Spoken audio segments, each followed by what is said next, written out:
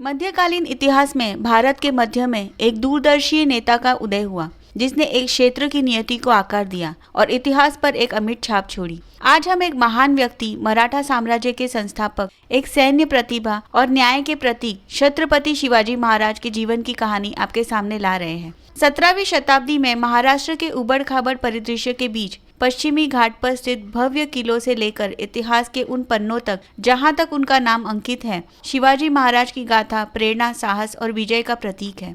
एक रणनीतिक प्रतिभा जिसने साम्राज्य को चुनौती दी, प्रशासनिक कौशल जिसने एक स्थायी विरासत की नींव रखी और अटूट भावना जिसने एक सपने को शक्तिशाली मराठा साम्राज्य में बदल दिया। एक ऐसे नेता जिन्होंने बाधाओं का सामना किया और वीरता के इतिहास में अपना नाम दर्ज कराया। ये कहानी है छत्रपति शिवाजी महाराज की वीरता की कहानी, संप्रभुता की गाथा। शिवाजी महाराज के पिताजी शहाजी भोसले एक मराठा सेनापति थे जो डेक्कन सल्तनत की सेवा में थे। उस वक्त डेक्कन में 3 इस्लामिक सल्तनतों का राज था, अहमदनगर, बीजापुर और गोलकोंडा। इसके अलावा पुणे में उनकी जागीरदारी भी थी। शिवाजी महाराज की मां जीजाबाई सिंदखेड़ के राजा लखुजीराव जाधव की बेटी थी, जो बहुत ही धार्मिक थी। जिस वक्त मुगल शासन से लोग परेशान थे, उस वक्त शहाजी राजे और जीजाबाई को एक संतान हुई, जिसका जन्म 19 फरवरी 1630 को हुआ। उनका जन्म शिवनेरी फोर्ट में पुणे के जुन्नर में हुआ था। बचपन से ही शिवाजी महाराज अपनी माँ से हिंदी पौराणिक कथाएं सुनकर प्रेरित हुए थे। जीजाबाई ने उनमें सेल्फ डिटर्मिनेशन और बहादुरी की भावना पैदा की थी। जैसे जैसे वे बड़े हुए, जीजा माता की शिक्षाओं का उन पर गहरा प्रभाव पड़ा। इसके साथ ही दादाजी कोंडेव शिवाजी महाराज को युद्ध और प्रशासन की कला सिखाते थे। जीजा माता और दादाजी कोंडेव की शिक्षा में उनका व्यक्तित्व विकसित हुआ।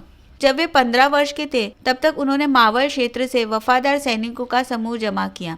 उसके बाद उन्होंने मुगल साम्राज्य के अन्याय से तंग आकर उनके खिलाफ विद्रोह करना शुरू कर दिया। उन्होंने गुरिल्ला रणनीति और मजबूत सैन्य कौशल का इस्तेमाल किया।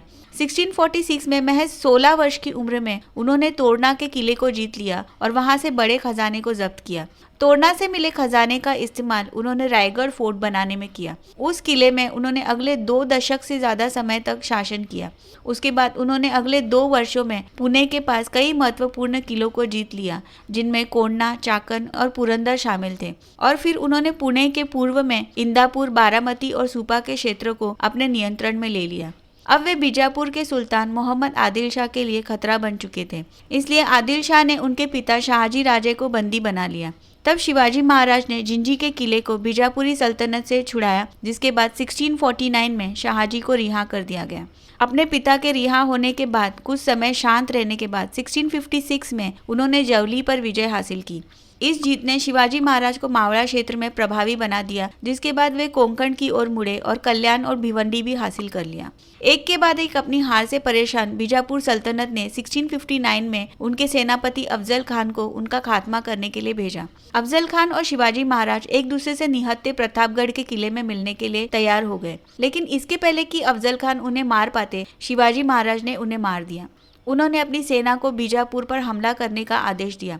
प्रतापगढ़ की लड़ाई में लगभग 3000 बीजापुरी सैनिक मराठा सेना द्वारा मारे गए। फिर मोहम्मद आदिल शाह ने रुस्तम जामन को बड़ी सेना के साथ भेजा, जो कोल्हापुर की लड़ाई में उनसे हार गए और उन्हें अपनी जान बचाकर भागना पड़ा। शिवाजी महाराज ने कोल्हापुर और कोंकण की ओर जाते हुए पन्हाड़ा किले को अपने कब्जे में ले लिया। उसके बाद आदिल खान ने 1660 में सिद्दी जौहर को हमला करने के लिए भेजा, जिसने पन्हाड़ा के किले को घेर लिया।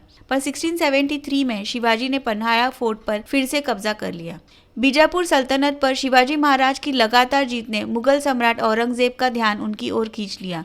मुगलों के साथ उनका टकराव 1657 में हुआ, जब उन्होंने अहमदनगर और जुन्नर के क्षेत्रों पर छापा मारा। औरंगजेब के मामा और डेक्कन के गवर्नर शाइस्ता खान ने 1660 में शिवाजी पर हमला करके उनके कई किलों और उनकी राजधानी पूना पर कब्जा कर लिया, पर शिवाजी महाराज ने उन पर हमला करके पूना से बेदखल कर दिया। 1663 में उन्होंने पुणे में शाइस्ता खान के शिविर पर हमला किया और वो अपमान में वहां से भाग गए। शिवाजी ने कोंकण पर अपनी पकड़ कम होने के कारण खाली खजाने को भरने के लिए 1664 में मुगल के व्यापारिक केंद्र सूरत पर हमला किया और उनकी संपत्ति को लूट लिया। 13 फरवरी 1665 को उन्होंने पोर्चुगीज के कब्जे वाले बसरूर, जो आज का कर्नाटक है, उस पर नौसैनिक हमला किया और बड़ी लूट हासिल की। उसके बाद औरंगजेब ने अपने मुखिया सेनापति जयसिंह को सेना के साथ भेजा। मुगल सेनाओं ने शिवाजी महाराज के नियंत्रण वाले किलों को घेर लिया और उनके सैनिकों को मार डाला। शिवाजी महाराज ने अपने सैनिकों की जान बचाने के लिए 11 जून 1665 को पुरंदर की संधि पर हस्ताक्षर किए। औरंगजेब ने अपनी सैन्य शक्ति का उपयोग करने के उद्देश्य से उनको आगरा आमंत्रित किया। शिवाजी महाराज अपने 8 साल के बेटे संभाजी के साथ आगरा गए, जहां उनके साथ दुर्व्यवहार किया गया और फिर नजरबंद कर दिया। लेकिन उन्होंने कैद से बाहर निकलने के लिए बीमारी का नाटक किया और प्रसाद के रूप में मिठाई के डब्बों में शिवाजी महाराज और उनके 9 साल के बेटे संभाजी दोनों छुपकर 1666 को भागने में सफल रहे। कुछ वक्त शांत रहने के बाद 1670 में उन्होंने मुगलों पर फिर से हमला किया और उनके द्वारा छीने हुए ज्यादातर क्षेत्रों को फिर से हासिल कर लिया। 6 जून 1674 को शिवाजी महाराज ने रायगढ़ में खुद को राजा घोषित किया और फिर उनको छत्रपति की उपाधि दी गई और इस अवसर पर शिवराई हन भी जारी किया। उनकी वीरता और प्रभुता में मराठा साम्राज्य हर दिन मजबूत होता गया। 1674 में मराठों ने आक्रामक अभियान चलाया, जिसमें खांडेश, हारवर, बीजापुर, पोंडा और कोल्हापुर पर कब्जा किया। उसके बाद नवंबर में नौसेना ने जंजीरा के सिद्धियों के साथ लड़ाई लड़ी, लेकिन उन्हें हटाने में सफल ना हो पाए। अपने अभियान के दौरान उन्होंने हैदराबाद का दौरा किया और गोलकोंडा के शासक कुतुब शाह के साथ संधि की। 1677 में उन्होंने कर्नाटक पर आक्रमण किया और फिर दक्षिण की ओर बढ़ते हुए उन्होंने वेल्लोर और जिंजी के किलों को जब्त कर लिया। दुश्मनों के खिलाफ लगातार गुरिल्ला युद्ध के बीच उन्होंने मजबूत प्रशासन की नींव रखी। अलग अलग विभाग और नीतियों के लिए उन्होंने अष्टप्रधान यानी 8 मंत्रियों की टीम रखी। शिवाजी महाराज सबसे महान राजनेताओं में से एक थे, जिन्होंने मुगलों के खिलाफ जाकर मराठों को विजय दिलाई। 3 अप्रैल 1680 को बीमारी के कारण उनकी मृत्यु हो गई। अपने जीवन काल में उन्होंने मुगलों को कदम कदम पर धूल चटाई और अपनी पूरी जिंदगी मराठा साम्राज्य के लिए लड़ते रहे। ऐसे वीर सेनानी को हमारा शत शत नमन। अगर आपको हमारा ये वीडियो अच्छा लगा हो तो इसे लाइक और शेयर जरूर कर लीजिएगा और इसी तरह की और भी इंटरेस्टिंग वीडियोस के लिए चैनल को सब्सक्राइब जरूर कर लीजिएगा।